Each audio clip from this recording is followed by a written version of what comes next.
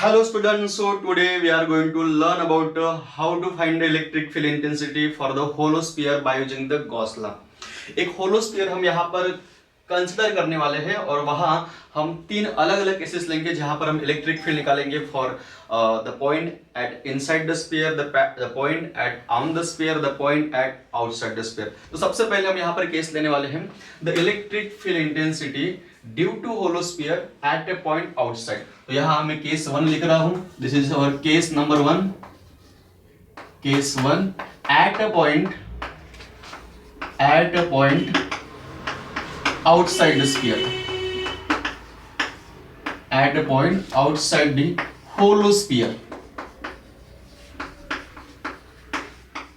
चलो स्टार्ट करें. तो मान लेते हैं हमारे पास यहाँ पर एक होलो स्फीयर है जिसका रेडियस r है, सेंटर o है.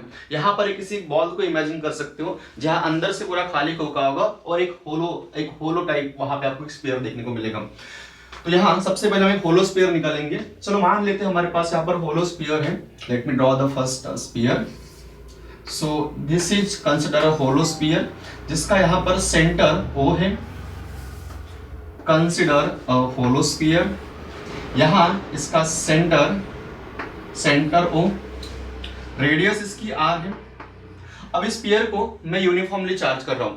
जब मैं स्फीयर को यूनिफॉर्मली चार्ज करता हूं तब इसके सरफेस के ऊपर यहां चार्ज आगे positive positive positive positive positive positive positive 1 2 3 4 5 6 ऐसे मिला के मान लो इस सरफेस के ऊपर प्लस क्यू चार्ज जमा हो गए. कितने? तो यहां पर ये सरफेस के ऊपर plus Q, total amount of plus Q charge जमा हो गए. अब ये स्फीयर खुद 2 डायमेंशनल है. Therefore the surface charge density for this sphere is sigma. Surface charge density यहां पर कितना होगी? तो वो हो गई यहां पर सिग्मा. नाउ अब ये हमारे पास स्फीयर है और इस स्फीयर के ऊपर पूरे के पूरे पॉजिटिव चार्ज है. इस पॉजिटिव चार्ज की वजह से इलेक्ट्रिक फील्ड बाहर निकलेगी या फिर अंदर आएगी? आई मीन डाइवर्ज होगी या फिर कन्वर्ज होगी. ऑफकोर्स यहाँ पर चार्ज पॉजिटिव है तो इसकी वजह से इलेक्ट्रिक फील्ड आपको बाहर जाती हुई देखने को मिलेगी. ये रहा डायरेक्शन ऑफ इलेक्ट्रिक फील्ड. ये रहा डायरेक्शन ऑफ इलेक्ट्रिक फील्ड. ऐसे हर डायरेक्शन में आपको यहाँ पर इलेक्ट्रिक फील्ड देखने को मिलेगी. डायरेक्शन ऑफ इलेक्ट्रिक फील्ड, ये रहा इलेक्ट्रिक फील्ड. चलो इस फिगर को नाम देते हैं फिगर. इलेक्ट्रिक फील्ड और just electric field due to hollow sphere.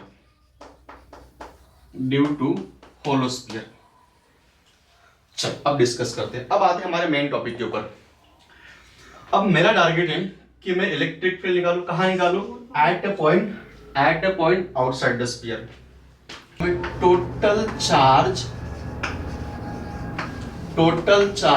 On the sphere is, बोले यहां पर क्या होगा? Q is equal to sigma into A. Q is equal to sigma into A. What is ये हियर? ये is the area of sphere. और ये area कितना रहेगा स्फीयर का? Sigma into area of sphere 4 pi capital R square. 4 pi capital R square. उसके बाद according to Gauss law the flux phi is, Gauss law क्या बोलता है? Phi is equal to the flux, phi is equal to Q upon epsilon naught. What is Q here? तो Q यहाँ पर हमने लिखा है sigma into 4 pi r square divided by epsilon naught. ये हमारा मान लो इक्वेशन नंबर 1. आधा काम हमने कर दिया. अब आगे का देखते हैं. अब गॉस लॉ क्या बोलता है? जिस पॉइंट पे आपको इलेक्ट्रिक फील्ड निकालना है सबसे पहले उस पॉइंट से एक सिमेट्रिकल गॉसियन सर्कस बनाओ. अब मेरा टारगेट है यहाँ पर कि मैं इलेक्ट्रिक फील्ड निकालूं, लेकिन कहाँ निकालूं? At a point outside the sphere. तो ये रहा वो स्फीयर जिसकी रेडियस r है. अब मुझे स्फीयर के बाहर, मतलब यहाँ पर कहीं भी आप पॉइंट चूज कर सकते हो. चलो जैसे मान लो मैंने ये पॉइंट चूज किया, पॉइंट P. मैंने यहाँ पर ये पॉइंट P चूज किया. जिस पॉइंट पे आपको इलेक्ट्रिक फील्ड निकालनी है वहां पर उस पॉइंट से सिमेट्रिकल गॉसियन सरफेस बनाओ. तो मान लो ये रेडियस r है और यहां से मैं जितना डिस्टेंस ये है उतना ही डिस्टेंस यहां पर भी होगा. तो ये रहा वो गॉसियन सरफेस, ये रहा वो स्फीयर जिसको मैं नाम दे रहा हूं यहां पर ये Gaussian surface. This is the Gaussian surface, Gaussian surface. अब ये पूरा सरफेस मान लो यहाँ पर कैपिटल ए से, इसमें से मैं एक छोटा सा हिस्सा ले रहा हूँ, छोटा सा हिस्सा यहाँ पर ले रहा हूँ, ये रहा छोटा सा हिस्सा। अगर पूरा हिस्सा कैपिटल ए से तो यहाँ पर छोटा सा हिस्सा कितना होगा, तो ये होगा ds बार, वेक्टर है ds बार। इसका डायरेक्शन क्या होगा, तो डायरेक्शन हमेशा ऑलवेज नॉर्मल और उससे परपेंडिकुलर, डायरेक्शन हमेशा नॉर्मल और उससे परपेंडिकुलर, मतलब ये रहेगा direction of area vector ds बार जो जा रहा है इलेक्ट्रिक फील्ड की डायरेक्शन में।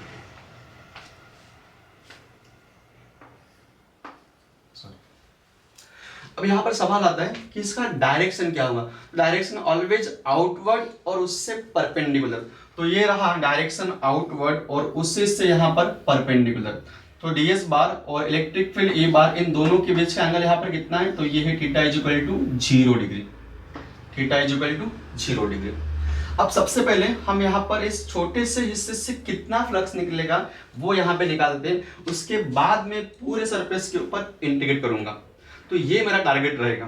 तो नाउ ये हमने क्या किया, now imagine the symmetrical, imagine the Gaussian surface passing through the point P with radius r।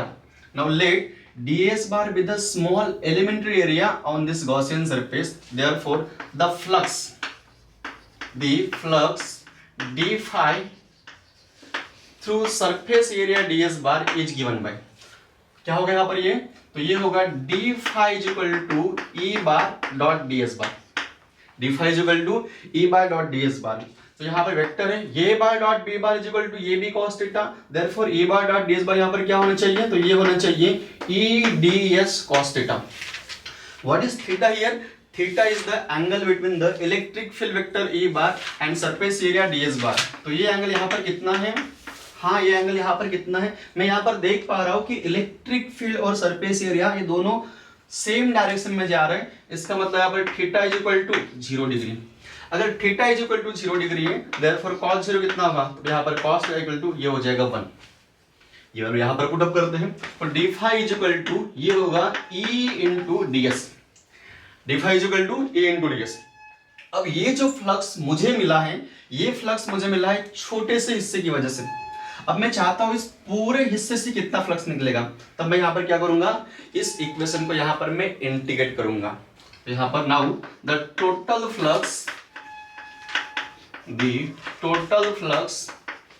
phi is, हाँ बोलो यहाँ पर phi is equal to integration of d phi nothing but the phi is equal to close integral of, जहां से हमने start किया journey वहीं पर क्लोज इंटीग्रल ऑफ यस और यहां रहेगा e इंटू ds।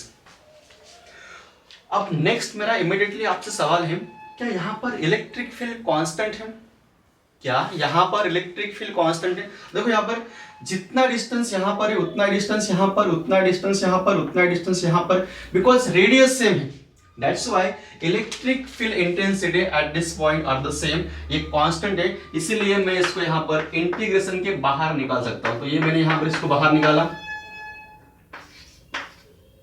यहां मैं लिखूंगा since electric field is uniform और कांस्टेंट। उसके बाद नाउ बट यहां जो ये close integral of yes ds है, यस ds ये है surface area of the Gaussian surface, ये है area of the Gaussian surface. अच्छा इस गॉसियन सरफेस की रेडियस कितनी है, तो रेडियस यहाँ पर स्मॉल r, तो इसका एरिया कितना बनेगा, तो ये बनेगा 4 पाई, लेकिन यहाँ पर जो इसकी रेडियस है वो स्मॉल r है, इसलिए यहाँ पर बनेगा स्मॉल r स्क्वायर, 4 पाई r square. What is this here, here be the area of Gaussian surface, area of Gaussian surface. Next immediately ये वैल्यू यहां पर पुट अप कर दें, therefore phi is equal to ये आपको मिलेगा e into 4 pi r square, ये मान लो आपका इक्वेशन नंबर 2 है। अब इन दोनों फ्लक्स को हम इक्वेट करते हैं, therefore from 1 and 2 we have, चलो इसको इक्वेट करो तो क्या मिलेगा आपको यहाँ पर e into 4 pi r square is equal to sigma into 4 pi capital R square divided by epsilon naught. यहाँ 4 pi get cancel, 4 pi get cancel, therefore E is equal to यहाँ आपको मिलेगा sigma capital R square divided by epsilon naught R square, and this is the required expression for electric field. This is the required expression for electric field at the point outside the sphere. ये रहा वो expression, यहाँ लिख रहा हूं, this is the required expression.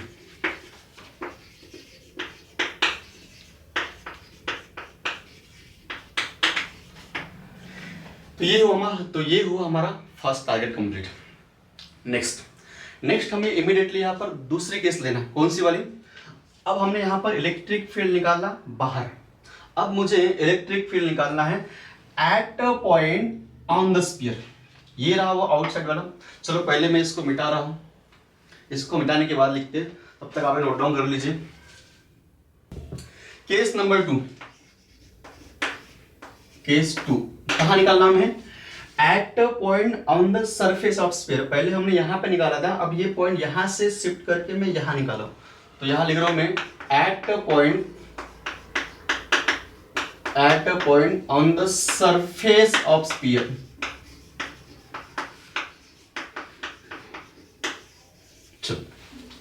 उससे पहले जो हमने वहां पे डिराइव किया था वो एक्सप्रेशन में यहां लिखता हूं. क्या था expression? I think E is equal to, हाँ, E is equal to sigma, यहां था capital R square divided by epsilon naught R square. ये था फॉर R greater than R, capital R. This is for outside, हमने यहां पे निकाला. सेकंड केस मेरा ये है at a point on the surface of sphere. तो ये रहा वो स्फीयर जिसका रेडियस कितना है? Capital R. जिसका रेडियस कितना है यहाँ पर? Capital R.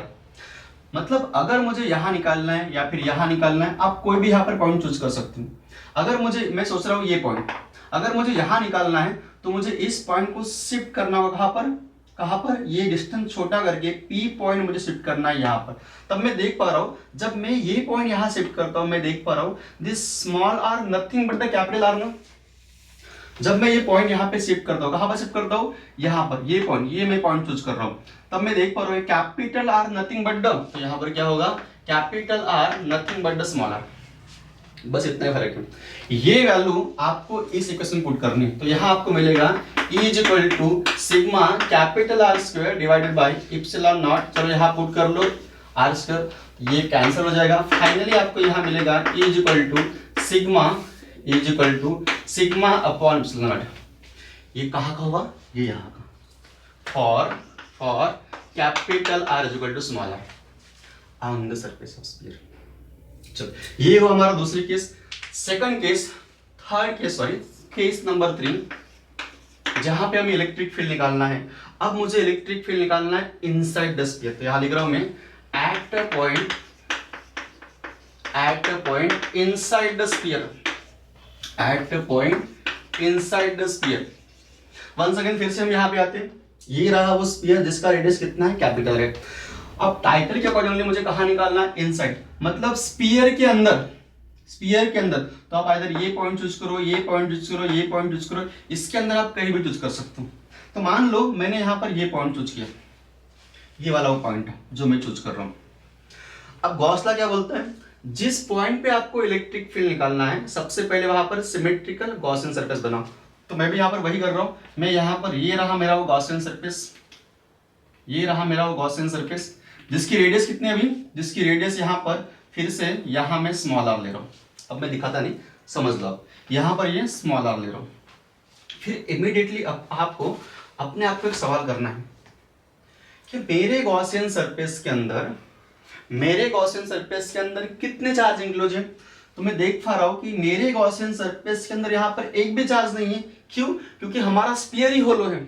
अगर यहाँ पर एक भी चार्ज नहीं है तो यहाँ लिख रहा हूँ मैं सिंस नो चार्ज इंक्लोज